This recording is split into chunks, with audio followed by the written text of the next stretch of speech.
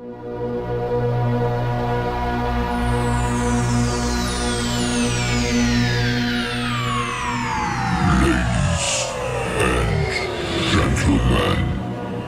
may I have your attention, please? The show starts in 5, 4, 3, 2, 1, go. Hello. Hello. This is my new mic. I have to talk into my mic leaning like this. I don't really. You should be able to hear me now. Hopefully, anyway. I didn't know whether to do this premiere or not. Reason being is, many of you will know, I've got some medical malarkey going on. So I thought I'd clear that and then come back fresh with a premiere. But things are hanging on and hanging on. Hospitals are a little bit slow. The medical profession does seem to, they like a Slurpee before they act. So things are just taking their time. So I thought, well, I would make a premiere and it'll either be up the end-ish of June or the end of July. Depends. So if I make it and I say, I mentioned June all over the place, which I'm bound to, you may not see this in July, so don't bother correcting me. Or correct me if you must. Your choice. But I've no idea. I've no idea when they're going to call me in for an operation. So I could make this with the intention in putting it up, which is, the initial thought was, I believe it's Thursday the 24th, I believe. That's the last Thursday. It's always the last Thursday when I do these premieres. So Thursday the 24th of June. That's a couple of weeks away. And for all I know, I could now, Thursday the 24th of June, I could be in hospital. Who knows? So it'd be a bit pointless me putting it up and I'm not here. Talk amongst yourselves. So while we're chatting, I thought I'd show you this because I love it. So if this premiere goes up in June, this is on my eBay now, or should be. Little butterfly there. There you go. If it goes up in July, it'd be long gone. These are called, obviously, Follow Your Bliss. And there's lots of little kind of hidden mantras. Not hidden, but you get me drift. Follow your bliss. So all these three, look at this one, this packs a punch. All these three will be up. I believe it's Thursday the 16th. So if this is a premiere that comes up on Thursday the 24th or whatever it is, then they'll still be on my eBay if you want to go and have a look. If not, that's cool. Whatever. So we're just having a Slurpee, obviously.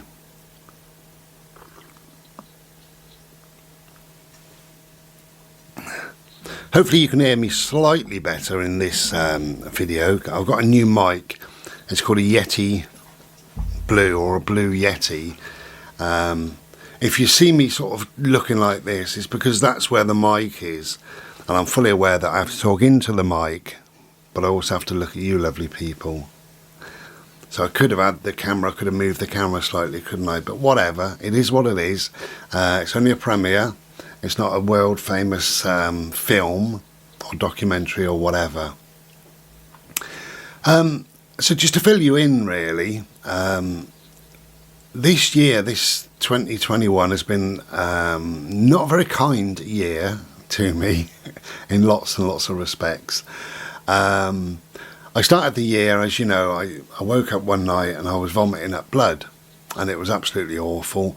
Ended up in hospital for 11 days. I felt absolutely awful in hospital. The last 5 or 6 days I felt terrible. And they ended up putting me on oxygen for a couple of days and they told me that they'd given me COVID. Well, they didn't say that, but that's that fact. They gave me COVID. In hindsight, they released me too early. Hindsight is a wonderful thing. Sadly, we're not blessed with it. It's just called hindsight. But they did let me go too early. And for weeks, I woke up lots of ways. I woke up in a panic, and it was PTSD. I believed that I was tasting blood, or I was about to vomit, or I was about to cough, So I believed that for a number of weeks. In fact, probably 2 months, maybe, something like that. I don't do it now. It's great.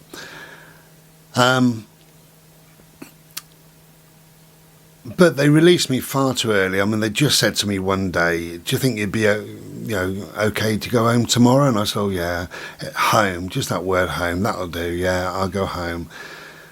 And I woke up feeling absolutely bloody awful, and the sweat was just dripping off me. I know my temperature was crazy. I was having heart palpitations. I felt absolutely awful. But I came home. They didn't do any tests on me. No checks. No nothing. They literally just said, "See ya." I think they were glad to get rid of me.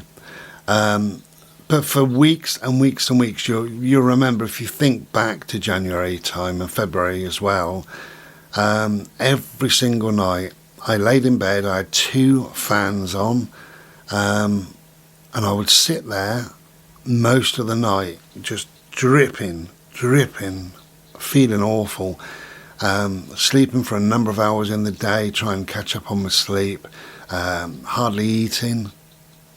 Just, everything. It was awful. But, that was that. And you get over things, really. So I had the lung infection, then I had the COVID. And I thought, well, I can't get any more. Yeah. You should never think, should you? Always count your blessings. Always be grateful. Know when you're blessed. Anyway, so... yeah, as we know the story, don't we, by now, I think. When they released me with this COVID, they said, "We'll treat you as an outpatient." That meant I had to go back for a number of checks, a number of tests, a number of different things. And one of the checks or test or whatever was an MRI scan, which I had a panic attack in. Which I've had mild panic attacks, but I've never had anything like that. And I actually thought I was dying. It was that serious. It was awful. But I managed to go back through it. And as an incidental finding, they wrote to me. They said, "The lungs are now clear." That was great news. But as an incidental finding, they found what they believe is to be a small polyp. In my bowel, in my colon, whatever. So that's fine. So they're going to get rid of that. And how they get rid of that is literally they shove a tube up your bum with a camera in, and various tools, and they find it and they nip it, and that's it. It's done, over and done with. So it's all very routine. So I mean, it's not very pleasant, but you have to go through it. So I went through it. And midway everything changed. Everything just went quiet in the theatre. The guy that was talking to me, he said, "I'll be with you throughout." He said, "I won't leave you, so don't worry."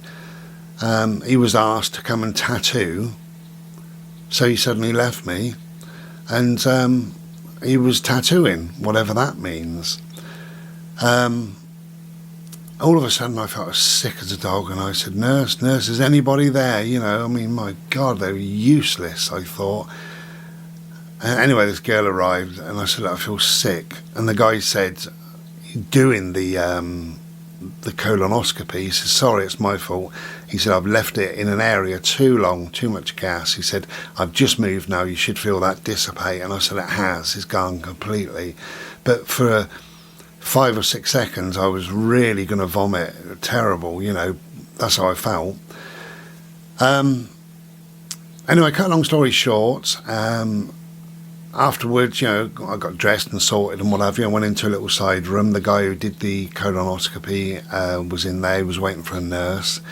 a nurse arrived and he said, okay, he said, we've had a good look around, and what we found is a tumour that I believe to be cancerous.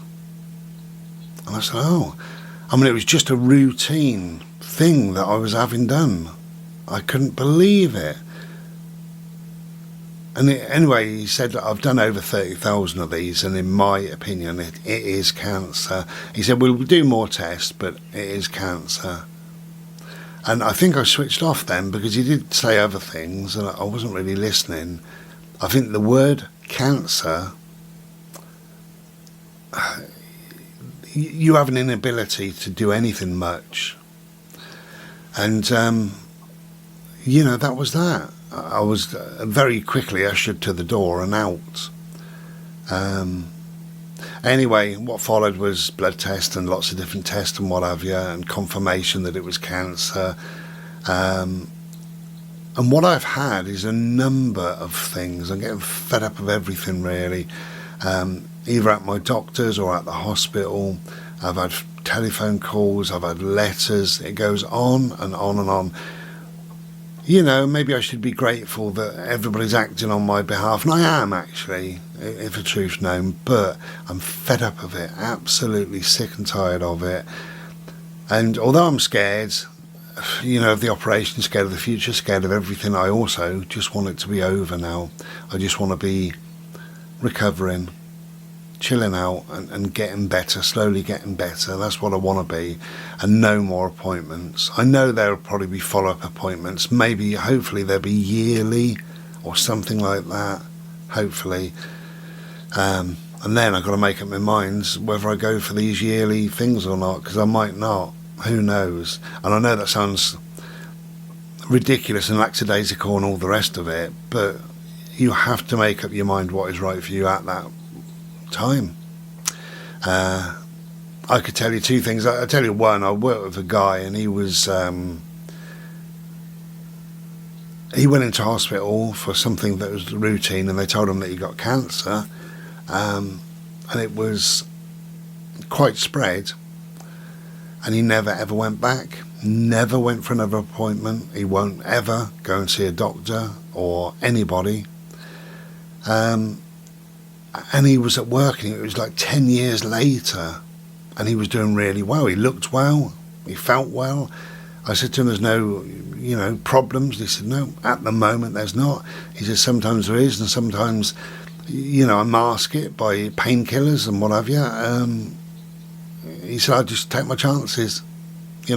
My life is up, the universe is looking after me, and that's the end of it.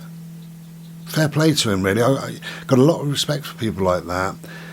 So I don't know how I'm going to be in like 6 months or a year or whatever. Hopefully I'll be sensible and I'll just go in. But I'm worried, I suppose, that if I do go in a year's time and they say, well, they give me the same news or similar news to what they've already given me.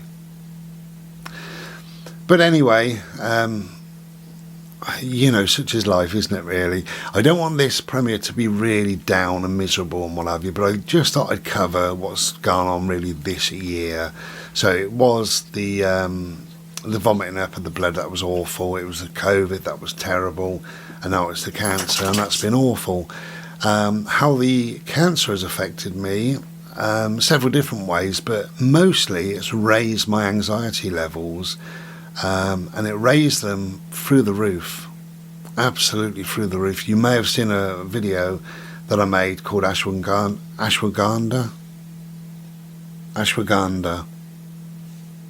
Yeah, ashwagandha.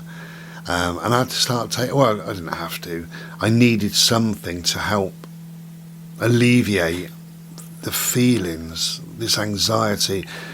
It was with me all the time, and I'd wake up in a blind panic in the middle of the night, and I couldn't go back to sleep, and thinking all sorts of things that weren't right, weren't proper, weren't true, maybe weren't even a possibility, who knows. But for my own reasons, I've got my own fears about having an operation, particularly the anaesthetic. I'm struggling to get over that, because I do know, the sensible part of me knows that they perform millions of operations all across the world and everybody's absolutely fine. So why should anything go wrong with me? That's the sensible part. I'm not always sensible though.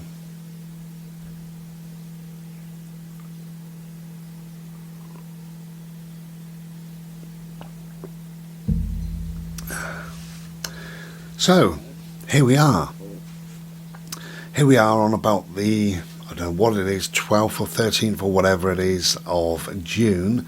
Really waiting, just a waiting game now. I believe I've got to have a pre-op and then the operation. I'm not looking forward to either.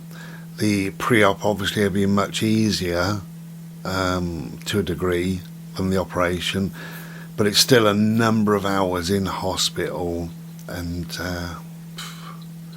I've had enough. I'm coming to the end of all that, you know.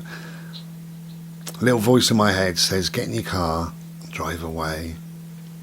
Just drive away and, you know, take your chances, see what happens, see what your future holds. But, you know, you have to be sensible. You've got to go through all this stuff. I don't want to be doing it, but you've got to. And I keep thinking about the end result and the recovery. Now, what's made things a little bit easier, I've got a friend called Martin, and he's been in hospital a number of times, and he said to buy a fan. This is a battery operated fan that you recharge with the USB. So, and I got the wire, I got the plug, got everything to go with it. You know, I bought that separately a long time ago. Anyway, I've had a go with it, and it works lovely and cool, because I must be cool. So that's that, but also an iPod. I've got some audio books, lots of music. I'm only planning on being in hospital about 4 days, 4 to 6 days, something like that. And books and various things just to whittle away my time. So that would be wonderful. And I know after the operation, I know that things will settle within me. Particularly anxiety-wise. If I can remain cool and breathe some air, some cool air, then I'll be far better and I'll heal quicker.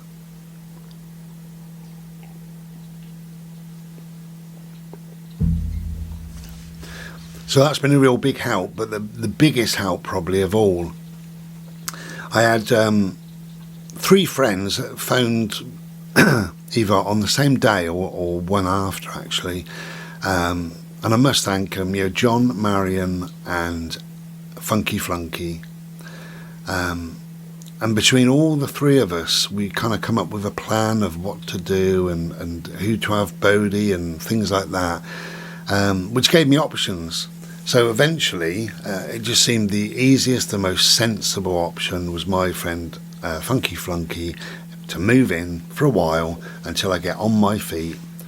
That way he's here to look after Bodhi when I'm not, when I'm in hospital, so that is taken completely out of my head. But also somebody just to be here if I feel a bit unwell, or just to make me a drink. Just, you know, just say, do you want a cuppa? Do you want some water? Just knowing somebody's here is a big thing. So the recovery will be great. Thanks to all those 3 people and more. Lots of people offered all sorts. So yeah, I am grateful. I'm very, very grateful, and I am blessed to know each and every single one of you. So we will be absolutely fine. So for the rest of this premiere then, because I don't know when it's going to go up, we'll try and get out and about a little bit, and I'll show you a couple of areas, and maybe we'll have a chat when we're out and about. In the meantime, I will love you and leave you. Gonna go in the garden and play BALL. Take care, be well. Ta-da, he's off. Hello, so here we are. Somewhere in nature, glorious.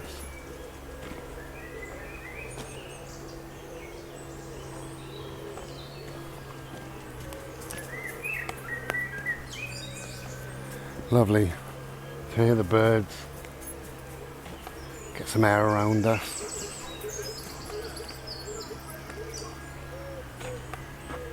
It's funny that we love being out in nature so much, and yet we live in little brick boxes for the most part.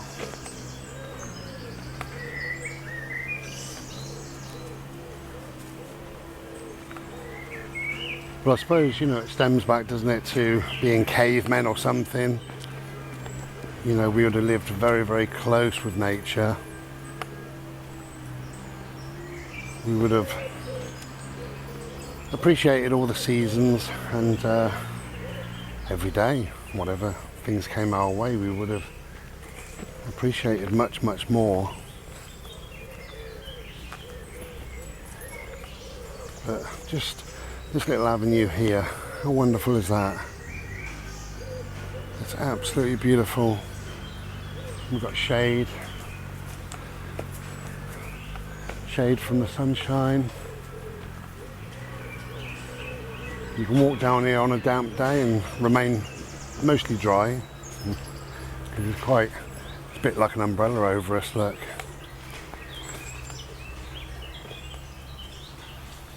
And it's funny, isn't it, that things are inoffensive to us, certain things, certain colours. Green, for instance. Everybody loves green. They all say, oh, it's beautiful and green.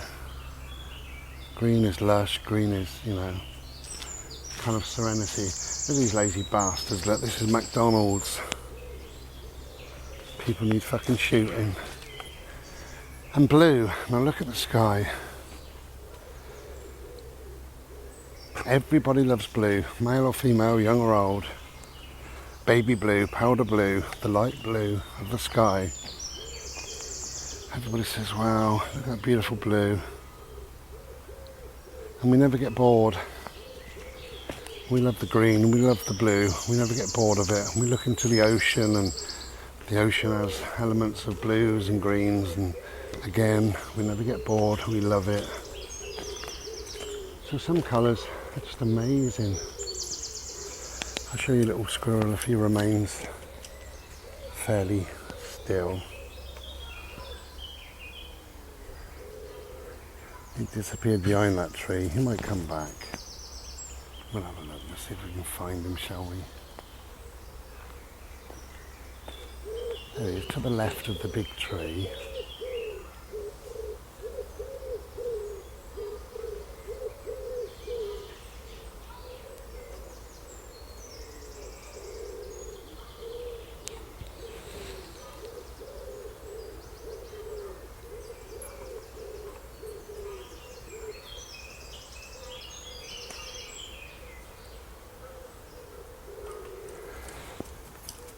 And I suppose certain things as well, like bird song. Us humans, we like bird song. We never get tired of bird song. We don't think, oh, shut up, will ya? Beautiful. And to see birds and butterflies and little things like that, we love. And we never get bored of them.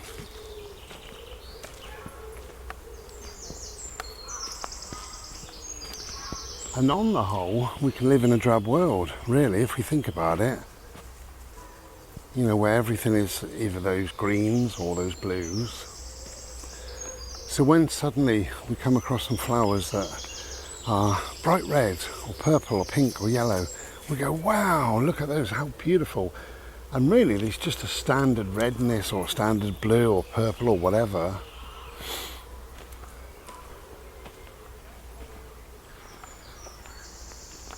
Now, I might be able to show you, is that a rabbit there or not? Oh yes, he is. I should have zoomed in, but never mind. Didn't know what he was.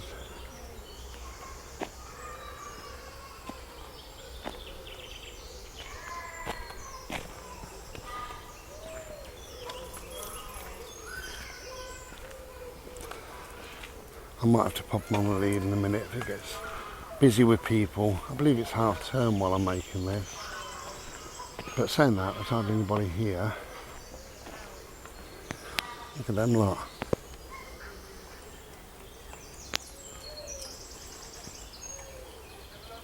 Must be some food, mustn't there, going?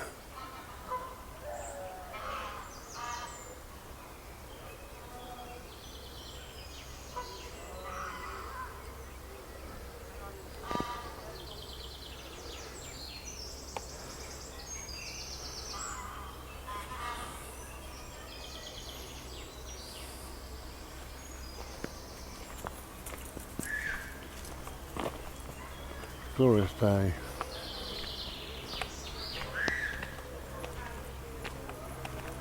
This way, boat. Boaty. Boat. This way. Hello. Did they scare you? All right. You're a little bit scared of the squawking animals, squawking geese or whatever they are. That's fine.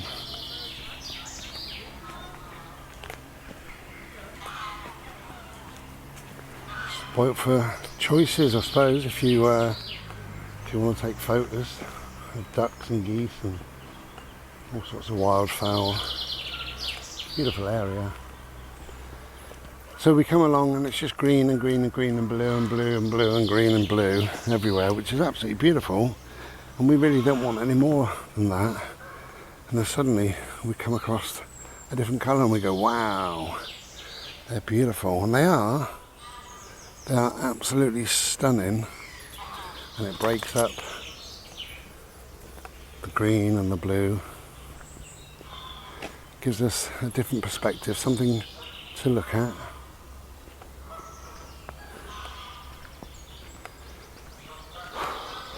Boat.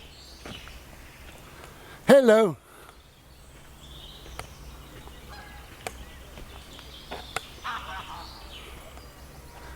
Come here, mate. That's a good boy. It's okay. Good boy. Just thought I'd show you this lake.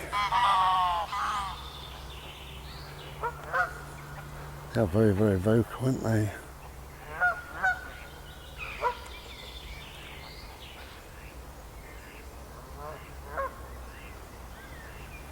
Very serene.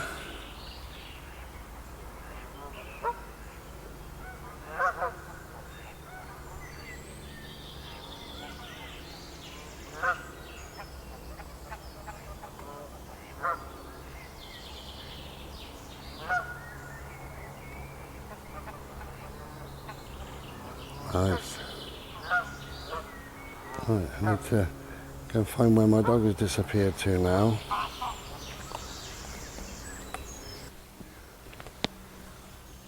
So we've arrived at one of my favourite woods again, which I've shown you before.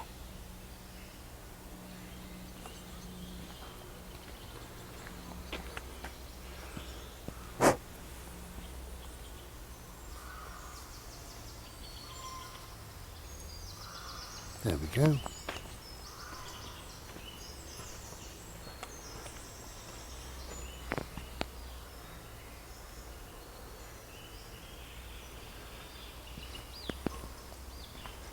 So this is really got built up. Last time I was here we could walk literally anywhere, and now I think we're just following the paths, which is great.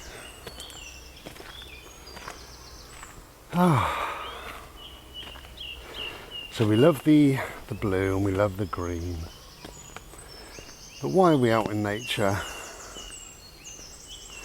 Well, we're out for some peace and quiet. We're out for something different than the four walls that we live in, and we just never know what we might see, hear, experience. We never know who we might meet.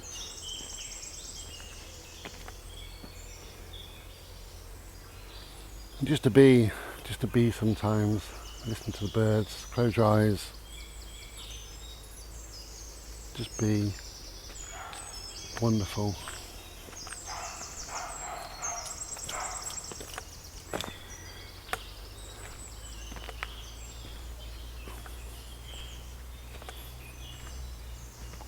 There we go, so that's that tree that I've shown you loads of times before.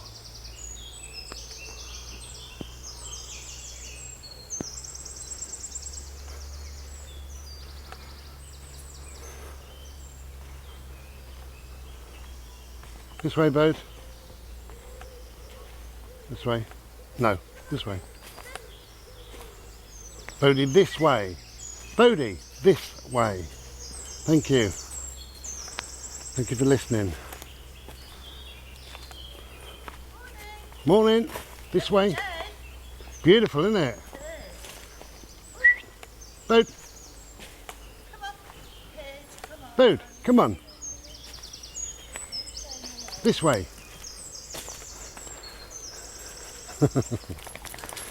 Honestly, he just goes deaf. He can't help himself.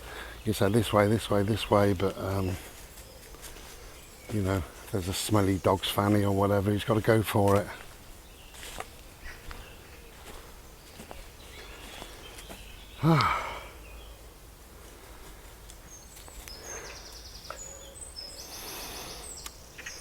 So many reasons to be out in nature. I think also, which is important, is we know it does us good. You know, physical. We're trudging away. The heart's pumping a little bit more. The lungs are working a little bit more. You're moving the muscles, especially the arms and the legs.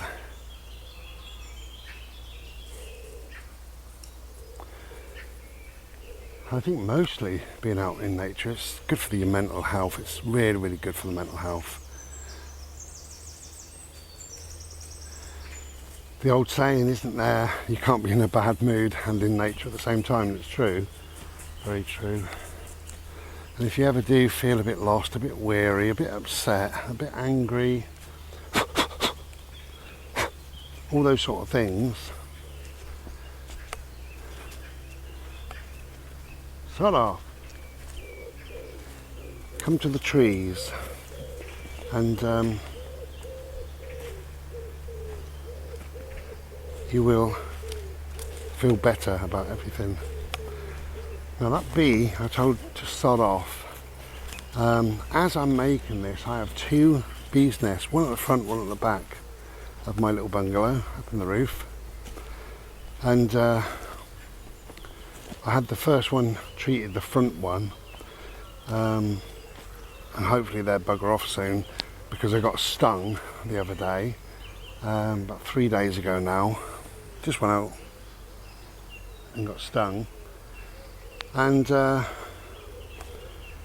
think it was yesterday morning, I went out to see if they were still there and opened up the door, and 2 or 3 of them came in, and they just wouldn't leave me alone.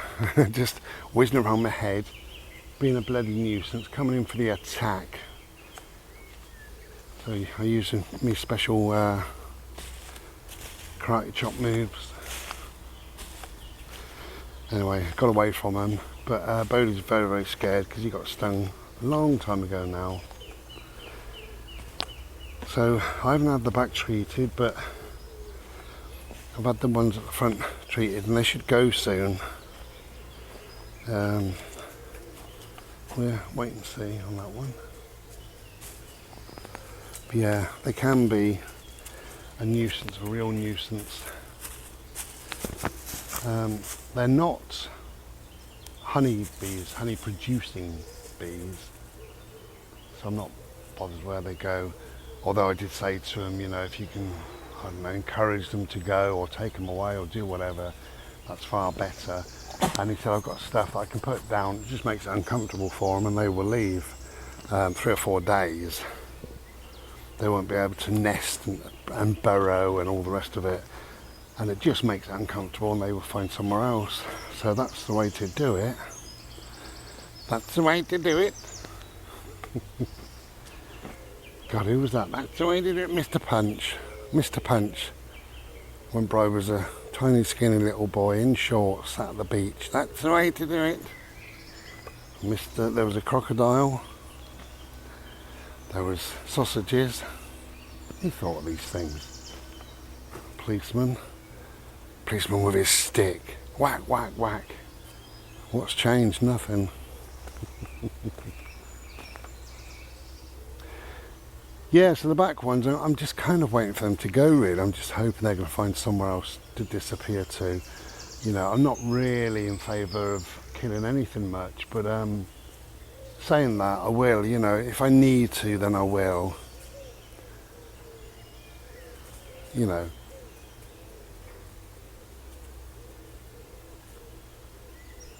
Anyway, it's such a beautiful day. It's a cooler day today. As I'm making this, I don't know what the date is, but we'll say it's about the 12th, 13th, 14th, something like that. There's going to be a storm flittering around the UK for the next 2 or 3 days with torrential rain, apparently. We've got an amber weather warning. Well, in parts there are.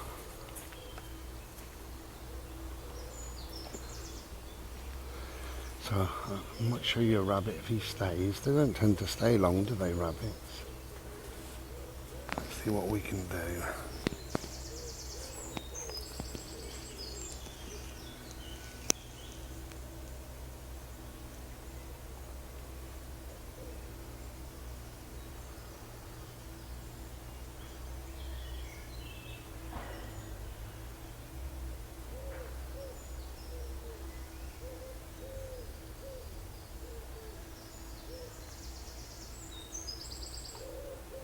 Is it a rabbit or a hare?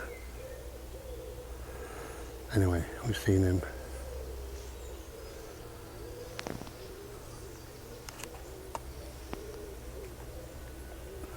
I watched back the first part of this premiere, and I'm aware that my microphone was buzzing, and it's buzzing maybe for a number of reasons. Did I have the gain turned up too high?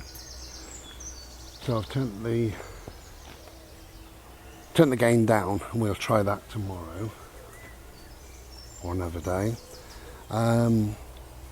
Could it be the vibration of the noise of the computer? Because it's got a USB and it's got to be plugged in somewhere, and I plug it into my computer, but I don't need to. I can plug it into, I've got like a plug that goes into the wall with a USB or several USBs, and I can plug it into there.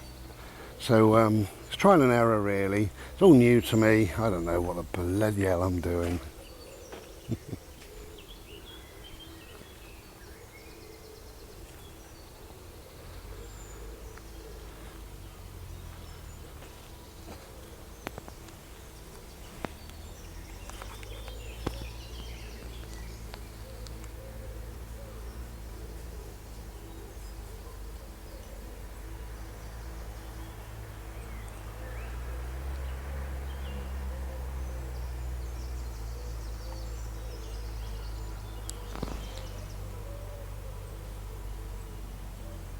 So don't eat grass, will you, please?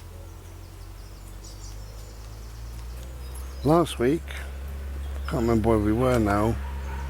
Last week, went out somewhere, came back, and he vomited a load of grass up.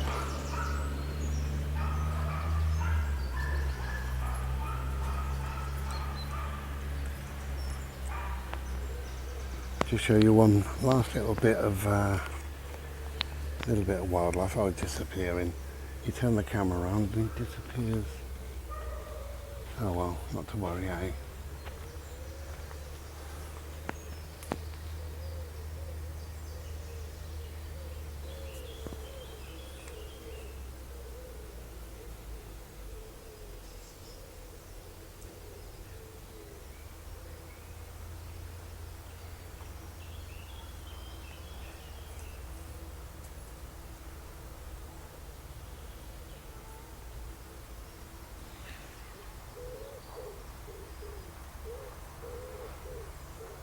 So, we know the reasons that we all love nature, the colours, the air is different than sitting indoors, the sights and sounds.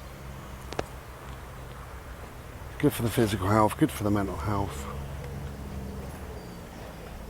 So if you can get outside, get outside.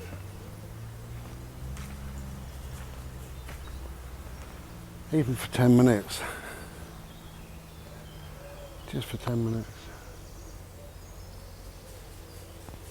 Or for an hour, if you can manage an hour.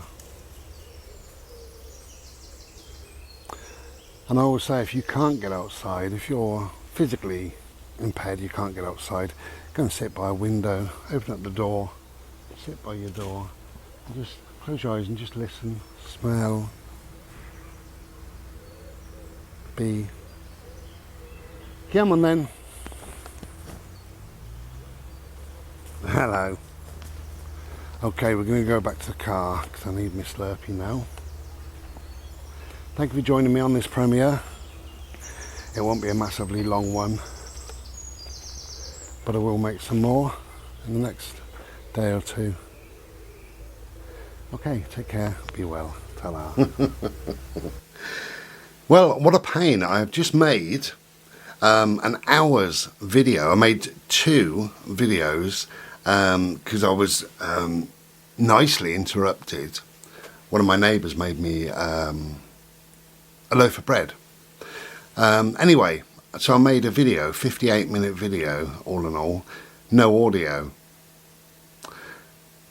Well, trial and error, isn't it? So this new mic, when I plug it in, I have to plug it into the computer itself.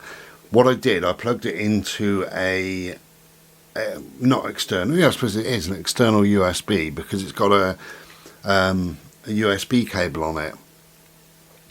So now we know, don't we really? What a bloody palaver. So I can't remember all what I said. So this section is now going to be a lot shorter than an hour. Okay, a couple of little things really. Hopefully this mic sounds a little bit better. I did say on the last video that you won't see that I'm going to plug it into this USB port over there rather than turning the computer on, because I'm aware that the computer can interact with the mic and make a slight buzzing noise, although I've now turned the gain down on the mic. So hopefully you can hear me quite well, and there isn't either no buzzing or not much buzzing, but if there is, then I will turn the gain down a little bit more and we'll try again. I won't be making this part of the video again, so you'll have this whether it's bloody buzzing or what. So the reason of me making a video was we were going to go out today, we were going to go to the woods and all the rest of it, and it's raining. Fairly typical, isn't it? But never mind. So we decided to stay in and get a few jobs done and a few things done. But the reason why I'm making this video is just to let you know, if you're not on my Facebook, I put it on my Facebook last night, but if you're not on Facebook, I have a hospital appointment on the Thursday the 1st of next month, July. And that's a pre-op, what they call a pre-op. It's a 2 to 3 hour appointment, so it's a bloody long time. She said, I spoke to the nurse yesterday on the phone for nearly an hour, 55 minutes. Bless her, she was a really, really lovely lady. I will meet with several different people and I'll have a lot done. She said you'll be very busy, and although it is 2 or 3 hours, it'll soon go. You'll be home before you know it, because it's very, very busy. In that time, they will be taking bloods, they'll take my blood pressure, they'll put me on a heart machine, an ECG, they will do this, they will do that, they'll look at my height, look at my weight, test me for various things, check everything, whatever, go through the procedure with me. The last person I meet will be the anaesthetics guy, who some people call the gas man. Because I've requested, you don't always meet them, you don't have to meet them, but I've requested, for my own reasons, my own purposes, that we have a little chat. He's agreed, so that'll be the last person I meet. Now, in the chat yesterday with the nurse, I found something out that was quite surprising, really, especially when you think it's all about money.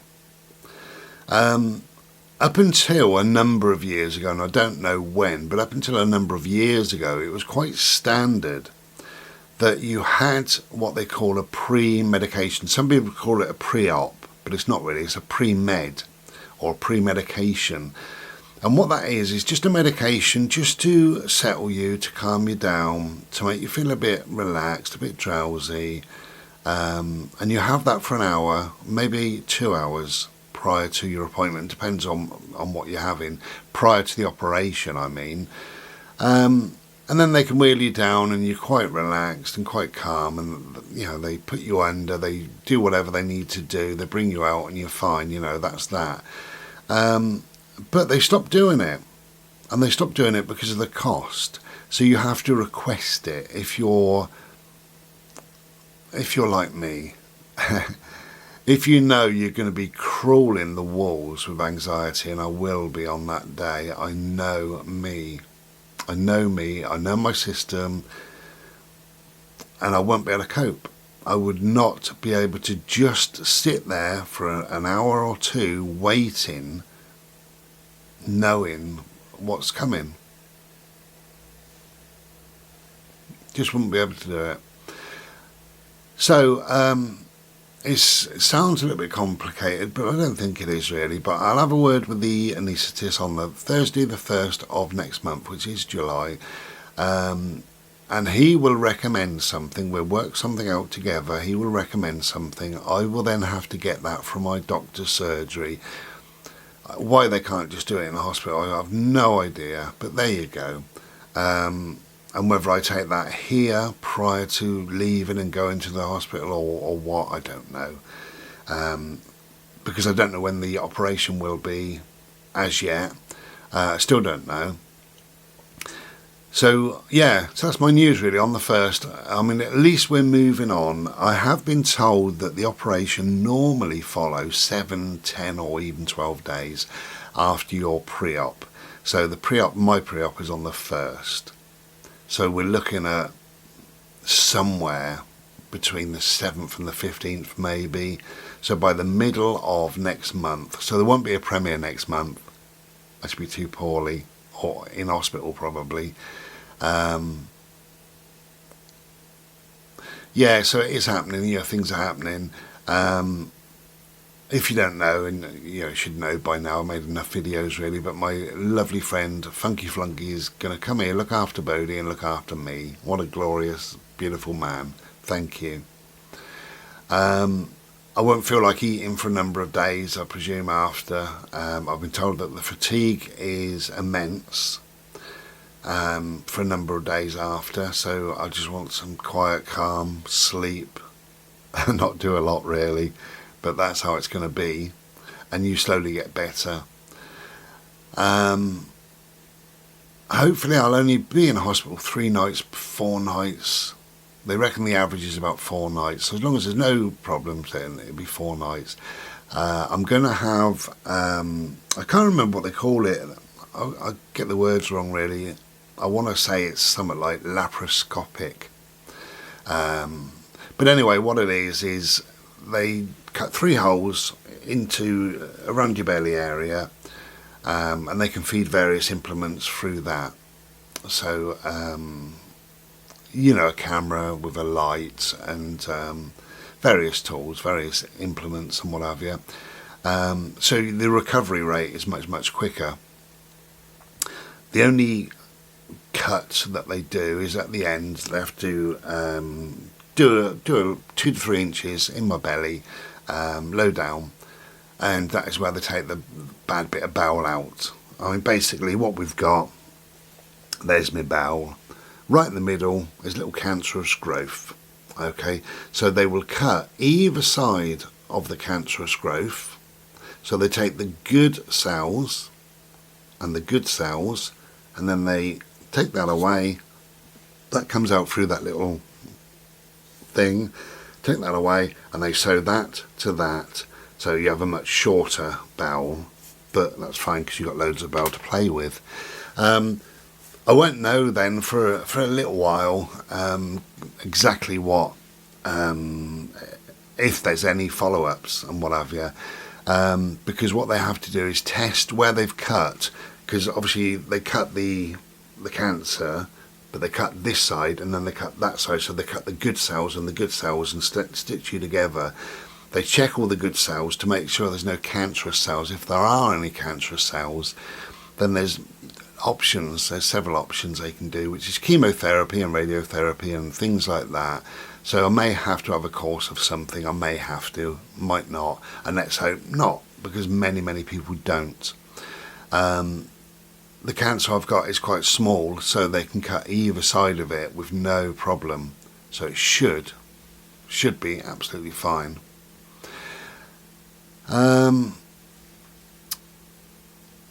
There's a lot of stuff that you don't think about, that you don't know about really, you know. I mean, people that kind of know me, you know, are thinking, okay, bro's got cancer, he's going to go into hospital and then have a period of recovery. So that's great. But there's lots and lots in the background really. Silly things, I suppose. Well, silly. I can't wear nail varnish. I've got to take all my piercings out. I believe I will check on the first, because I got my nipples done. Never taken them out, so they've got to be, I believe, taken out. But I've got some pliers, so because they're very tight. Oh, they must be after all these years. So yeah, I've got to take all my piercings out. No nail varnish. No jewellery of any sort, I believe. I've got a white diet, I think they call it a white diet, for a whole week prior to the operation. And you can't even have dark coloured pasta, you know, like wholemeal pasta or whatever, which I love. So white fish or white this or white that, and there's a lot of stuff on there that I don't like at all. So I'm going to struggle a little bit for a week with food, but whatever. Amongst that week, I've then got to start all sorts of different medication, and that's anti-inflammatories, antibacterial things, anti this, anti that. I've got a drug called erythromycin because I'm allergic to penicillin, so erythromycin, which is a penicillin substitute. I've got to take that for a few days prior. It goes on and on really. I've got to have a nurse in to give me injections, things like that. And amongst all this stuff is some bottles of kind of fluid. I hope they're going to taste reasonable. I do hope so. And they're like 1,000 calories per bottle. And over the course of, I think, 1 day or 2 days, I've got to have 6 of these. So 6,000 calories. And that's to build you up so that when you're not eating after the operation, because I won't eat, I presume, for a number of days, it won't matter too much, because you'll be, you know, you'll have all this sort of strength, energy, everything else flowing through the body. Hopefully, that's the idea. And then I've got to do all the usual, the horrible stuff, that movie prep that I spoke about before, which is, if you don't know, you mix it up to 2 litres, so you drink 1 litre at night and 1 litre in the morning. It's absolutely foul tasting. Why they can't do something about that, I have no idea. It's disgusting. There's a slight lemon flavour, so that's kind of alright. But you mix it up with water, and I drink it through a straw, so that I can't taste it too much, but I can still taste it. And basically, it's like a thick, soupy salt water that's slightly lemony. It's absolutely revolting. Makes you feel like you want to throw up. But whatever, it's got to happen. I've done it before, I'll do it again. So 1 litre of that at night, 1 litre of that in the morning, and that's to flush you through. That clears everything out, and it certainly does, you know. And again, that makes you feel awful because you feel so hollow. And for a few days prior, you know, you can't I can't live my life how I would live my life. I can't eat normal food. Can't even have a Slurpee. Spitting. Can't even have a Slurpee, really. Well, I can have a Slurpee up until, I think, 12 hours before, something like that. But I can't have milk in it for a number of days, so it's just not quite the same. Doesn't taste quite the same. Certainly tastes better than this movie prep rubbish. There's loads of other stuff, really. It's a funny thing, like I say, what you don't think of, you know. I have had to attend various appointments, meetings, speaking to people, people on the phone, various people explaining things. I've had stuff done at my doctor's surgery. I've been into hospital. I've had stuff done then. I've got to have more stuff. I've had bloods taken. I've had an ECG. It goes on and on and on. There's a lot of stuff, really, and it's tiring and it wears you down. But then also, on the flip side of that, you have a meeting or whatever, and then you have nothing for 5, 7, 10 days. And that 5, 7, 10 days, that can be a long time. A long time. And your brain plays tricks on you. You think, is the cancer growing? Why don't they act? Why don't they do something? Am I feeding the cancer? Am I eating and feeding something bad inside of me? Shall I stop eating? I know it's crazy, but I think of all these things. You know, quite normal to feel like that and think like that. Quite normal to feel a bit down, a bit depressed, and it's quite normal to feel a bit emotional and a little bit all over the place. And I've certainly been feeling all of those, and then some. It's how it is. But whatever, you know, we will be on the back of this, you know, on the other side of it, looking back, thinking, well, that was then. That's resigned to history. Do you remember when? That would be a nice place to be. But until then, you know, I've still got things going on and all the rest of it, and you know, I'm not looking forward to the pre-op at all. I know it's going to be quite taxing, really, on me, because I'm tired. I've had enough. I don't want any more. All this prodding and poking and bloods and you know, it goes on and on and on. I wish I'd just close my eyes and it'll all be over. But that's what will happen soon. You know, we'll have the pre-op, and then hopefully within a week or so, it'll be the operation.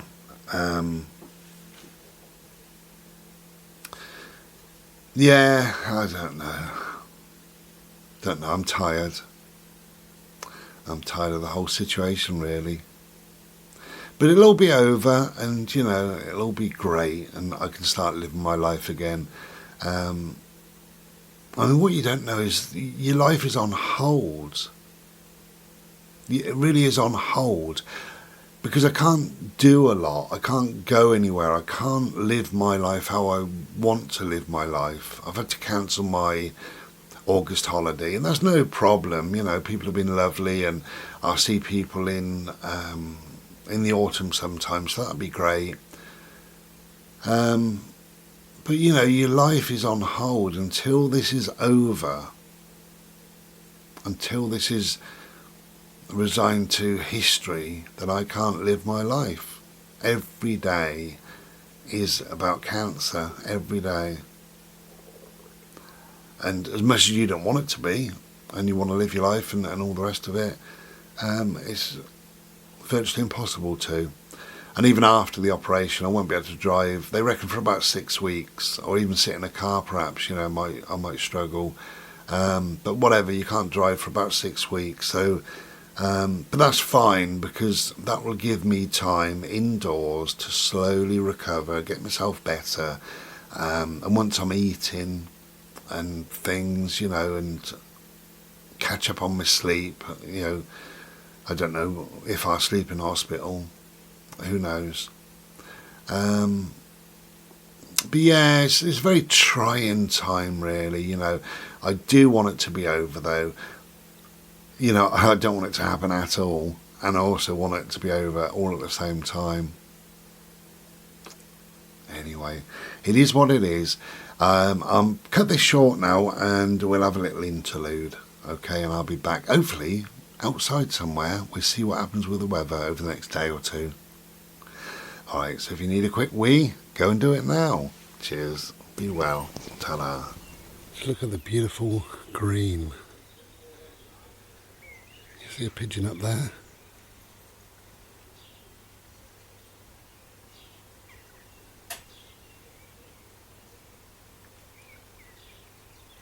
Where is he?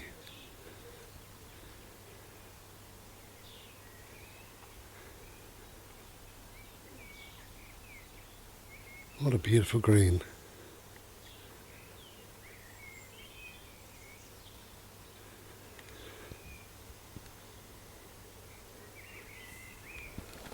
Hello.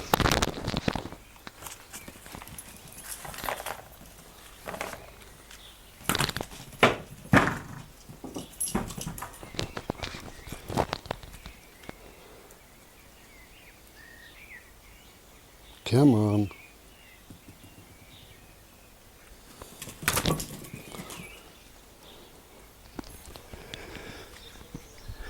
Yeah, wonderful. They're that colour green because we've got some rain coming, that's what I reckon.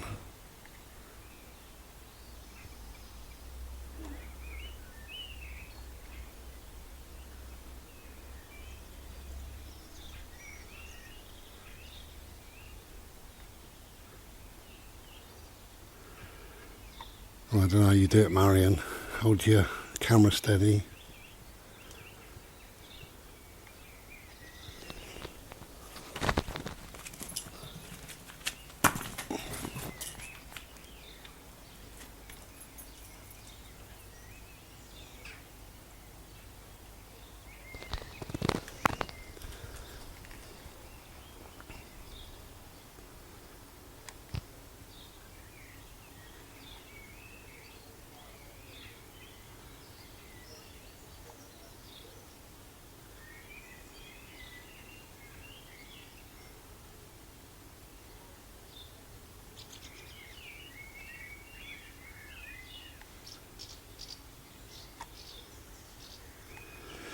Watching the wildlife.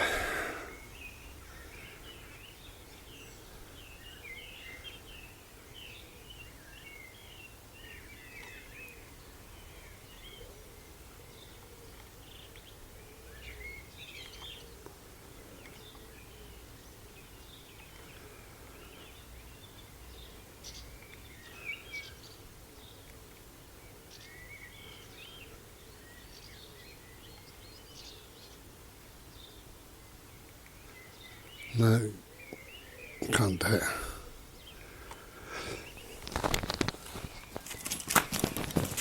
There's the best wildlife. Okay, I'm just sodding about really tonight, am I?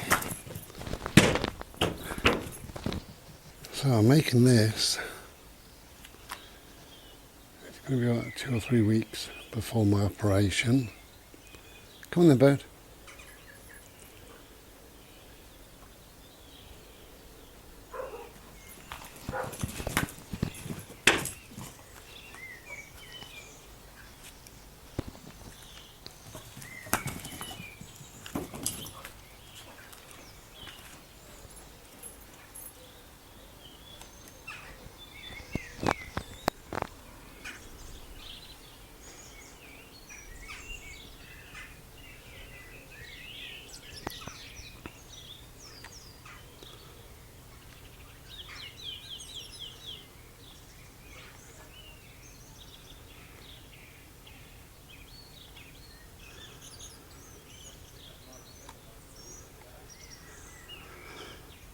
Okay.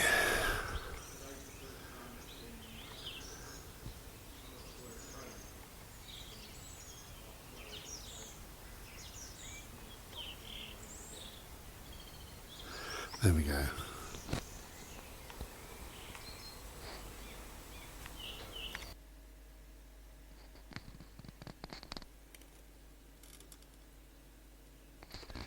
So, a few years ago now,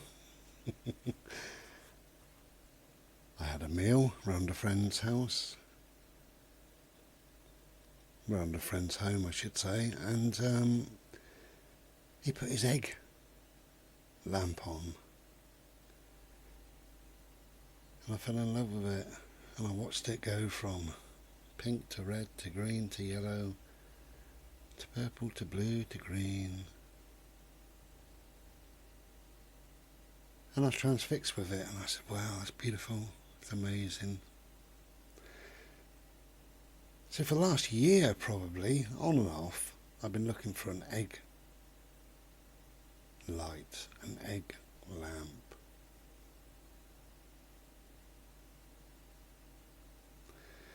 And we finally found one. So we sit here now, in the evening, with this on. And it's peaceful, beautiful, relaxing.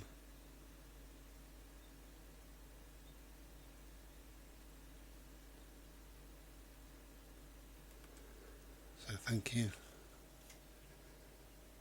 to my friend, FF, Funky Flunky, for showing me his beautiful little egg lamp.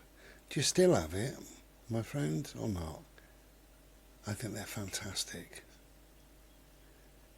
Chill, beautiful, relax, glorious. Take care and be well.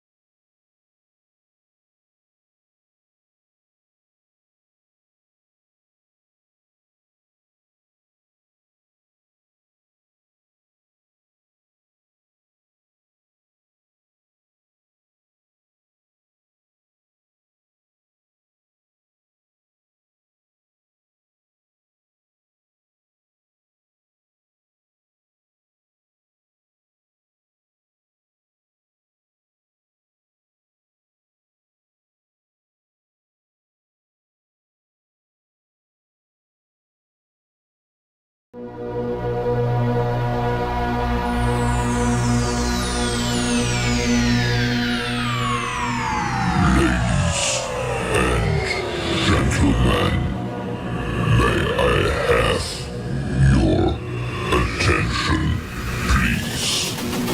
The show starts in 5, 4, 3, 2, 1, go. Hello. Okay, I was going to go out today. Yeah, you guessed it. Started raining this morning, so we haven't bothered. It seems to have dried off quite nicely. However, there is a secondary reason why I couldn't go out. Oh dear. Okay. They say life kicks you when you're down, and I believe that's right to some extent. Got to laugh about this. If we don't laugh, then we end up crying. Okay, so the secondary reason why I haven't gone out is because I'm quite lightheaded, quite giddy. It's better now, much better now. So what happened was, on Friday, I always get my meds delivered. So I got my meds delivered on Friday, which included a new med to me, which is a blood pressure control medication. So that's fine. So I read all the paperwork with it. I went online, I read it on there, and I thought I'll take it in a bit. Anyway, so I got a glass of water and I took that, maybe 3 o'clock, something like that. And all was well, no problem. And I went to make a Slurpee at about maybe 20 past 3, something like that. So it was in my system for about 20 minutes. And I stood in the kitchen and made this Slurpee, and I thought, God, my heartbeat's racing, you know, really racing away. And I thought I'd go and check that in a minute. So I made the Slurpee, came in here, sat down. I was a bit breathless, just making a Slurpee. So I sat here, and I was still a little bit breathless. You might be able to hear it. So I sat here, I put my little pulse odometer thing on my finger, set that to play. And at rest, my heartbeat was around 70 odd, between 70 and 74. It's normally 58 to about 62. That's my normal, that's my comfortable range. So I'd gone up somewhat. And I felt a bit sick. And I had a couple of swigs of my Slurpee. Cheers, by the way. Don't let your Slurpee go cold, bro.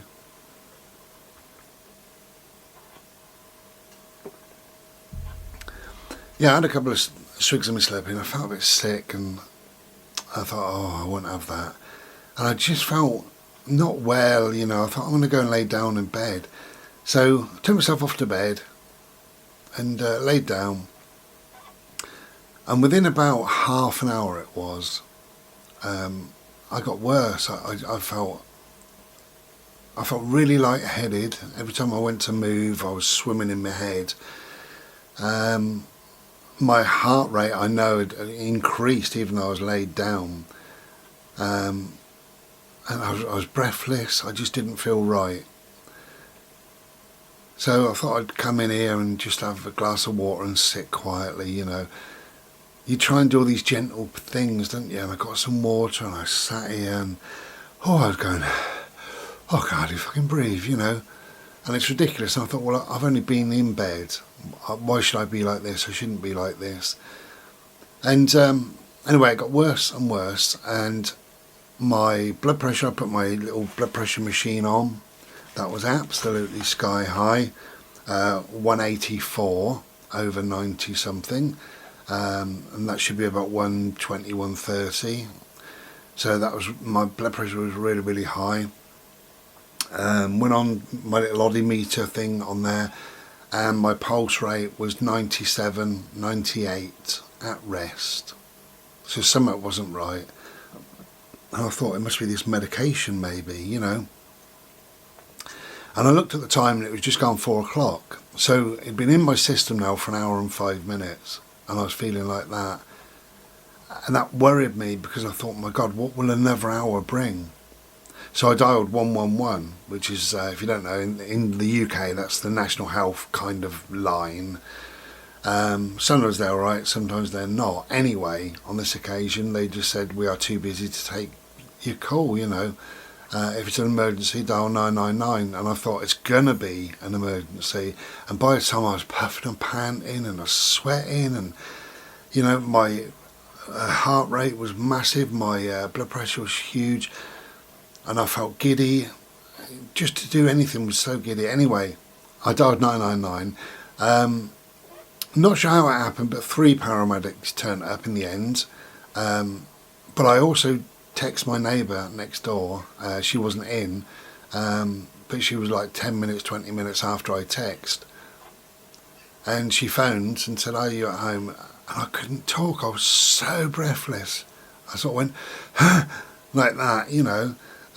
Anyway, she come running around, bless her. She was so good, bless her. So, lots went on. cardiogram, the ECG. They do all the usual checks. They do this, do that. You check what meds I'm on, why this might have happened. Could it be something secondary or whatever, There was no swelling in my tongue or my lips, so although it was an adverse reaction, it wasn't a major adverse reaction. So what had happened, what they reckoned had happened, is I'd had another panic attack. And until they said that, I thought maybe they're right. Although it was very much different than my last panic attacks, because this came on hours. Over hours, 3 o'clock, 4, 5, 6, and until about 7 o'clock. So it was very strange. It wasn't like a panic attack that I've ever experienced before. My panic attacks just go bang, and I'm there. And this was a slow, long, drawn-out affair. It was horrible. Anyway, when they arrived and when my neighbour arrived, which was about the same time, my neighbour was just beating in the gate. I could hardly get any breath into me whatsoever. Really, really panicking because I couldn't breathe. And they did all the tests. They checked that I weren't having a heart attack, and checked this and checked that and checked something else. And they couldn't take lots of readings because of the state of me, really. I was physically shaking and, boiling hot. And anyway, I managed to calm my system down. And with the aid of one of the lovely paramedics who was doing the breathing with me, I managed to sort of control my breathing a little bit. And once I'd done that, then I started to feel a little bit better. But I felt like I was swimming inside my head. Never ever experienced that before. And I had to go to the toilet. I was dying for a wee. For some reason, these meds, and I'm not supposed to do this, I had about 15 wees that evening. I never do that. But anyway, I couldn't stand up, and then when I did, I felt like I was going to fall over. And it took me quite a while, really, to get my balance, to get my head so that it wasn't swimming. And I managed to take myself off, use the toilet and come back without falling over. And I'm amazed I did that. But they were really, really good. They were here for a couple of hours. And everything had calmed down and I felt much better, apart from I was very, very giddy, really tired, very, very fatigued. And anyway, cut long story short, but they went off after a couple of hours. They was quite happy to leave me. I was also happy to be left, with a view to phoning my doctor Monday morning. This is Monday while I make this, because I want this to go up in the next couple of days, which is Thursday. Anyway, I slept, and I've slept all weekend. I've slept on and off all weekend. But I've been so dizzy, so giddy all weekend. It's only now that things are much, much better. I'm just looking around now to see if things are... Yeah, they're pretty good. They're not quite there yet, but they are pretty good. Literally, I was looking at something and it wobbles. It waves and wobbles like that. Even something static like my gate, So it's some sort of adverse reaction. However, that brought on a panic attack. And I didn't think along those lines at all. But then sometimes you can't, your brain closes down. Anyway, my advice to you, if you ever have to try new meds, go on to new meds. If you have any of these symptoms, if you start weeing a lot more, if your face starts flushing, my face was flushing, going bright red. If your pulse is racing, if you've noticed that your blood pressure's gone up, if you've got one of these little machines or a smartwatch or whatever, or if you're excessively tired, or if you get a tingling in the tongue or the lips, or a swelling of the lips or the tongue, or if you have difficulties swallowing, or if you have a dry cough, obviously vomiting or diarrhea or anything like that, But if you've got more than 1 or 2 or 3 of those things and you are concerned, dial 111, or if not, dial 999. Get yourself sorted, because the wrong medication and left in the system, you can die. It's as simple as that. So that's my advice. Anyway, so life kicks you when you're down. That's what somebody said years ago, and they're right. I think it does. This year, for some reason this year, I cannot get on top of things. Just can't. I want to. I'm trying. I'm looking forward. I'm thinking positive. I want to move on. And there's this after this after this, you know. Oh, they started, you know, the lung infection, and then catching COVID, and then the diagnosis. Don't be silly. There's nobody here. There's nobody here. The diagnosis of cancer.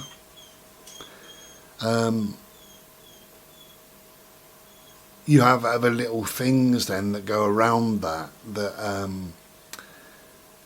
You know, I've got the odd pains in my stomach and what have you that I've got to put up with for the time being.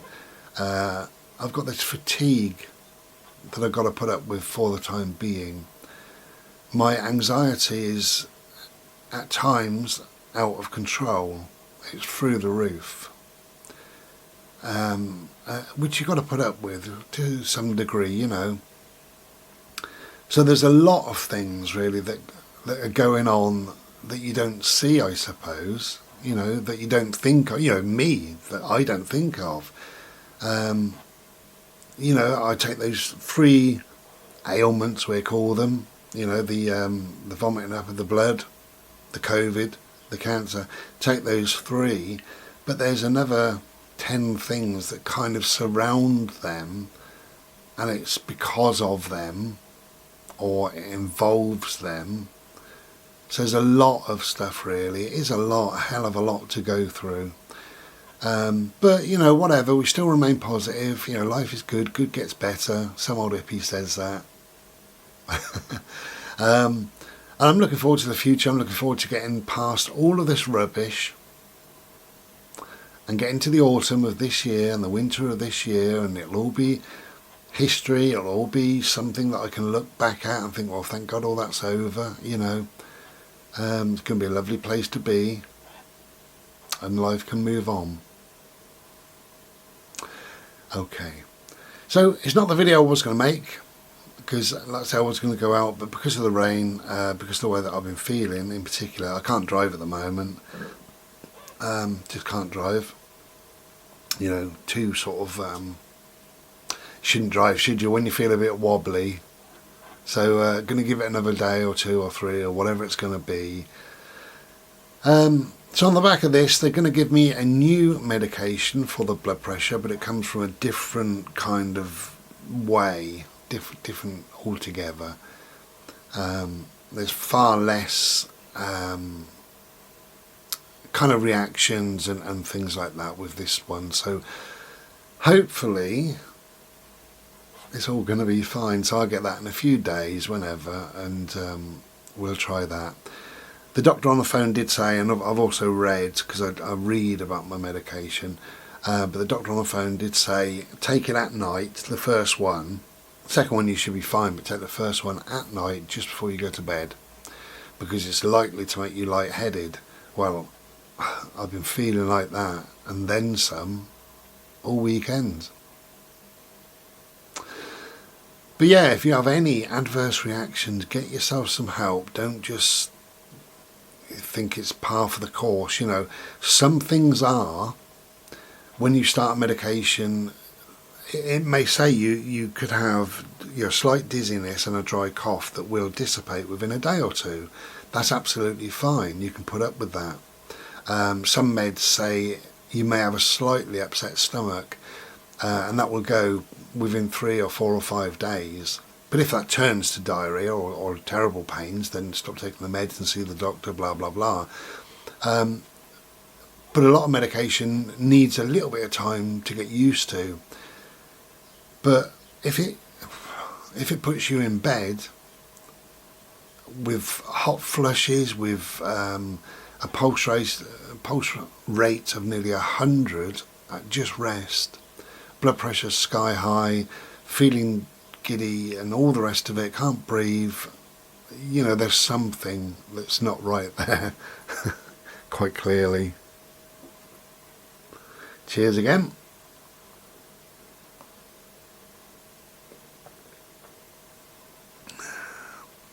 So yeah, it's been a good old year, hasn't it, so far?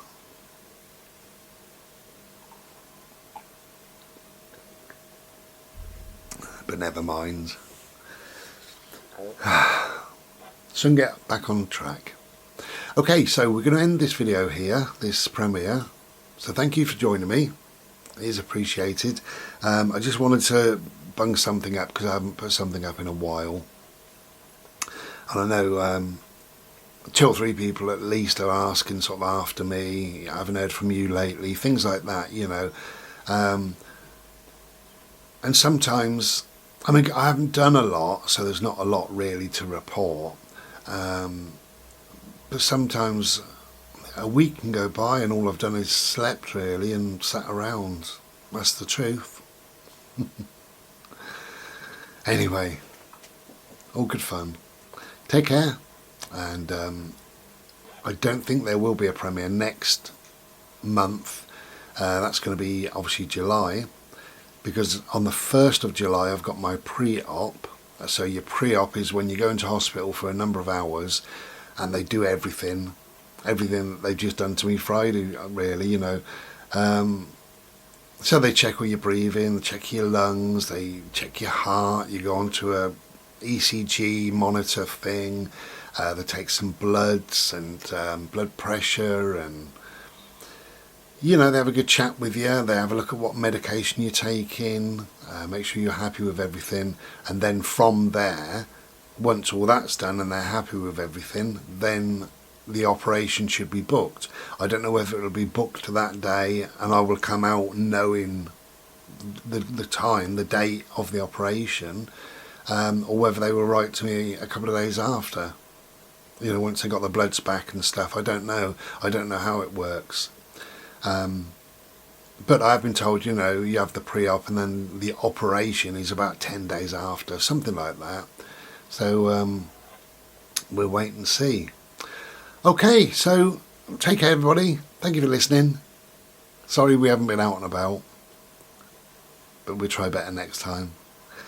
Okay, look after yourself, look after each other. We'll be back another day. Take care and be well. Thank you.